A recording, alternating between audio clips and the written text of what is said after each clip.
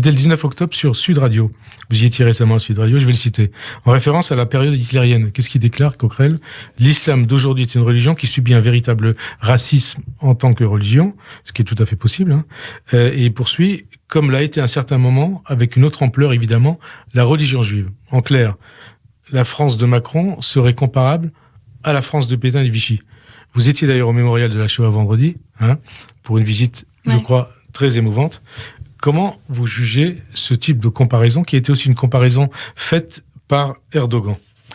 C'est lamentable, tout simplement. C'est lamentable, c'est inadmissible, c'est bête. Pardon de le dire comme ça, mais c'est stupide. C'est bête ou c'est dangereux ? C'est tout ça à la fois. D'abord, c'est stupide. Alors, je veux dire, où c'est de la manipulation. Ou c'est du négationnisme, peut-être. Où c'est de la manipulation et c'est dangereux. Ou c'est du négationnisme, effectivement, vous avez raison, et c'est également dangereux. Ou c'est de la bêtise. Ça veut dire qu'il méconnaît l'histoire. Je trouve ça indigne de faire cette comparaison aujourd'hui. La France là, aujourd'hui ne rafle personne, ne déporte personne. C'est indigne de faire entendre le contraire. Donc là, vous parlez de la comparaison d'Éric Coquerel, qui est quand même un élu de la République, un dirigeant de la France insoumise, un député à l'Assemblée nationale. Moi, je veux dire, je suis choquée qu'on ne le reprenne pas.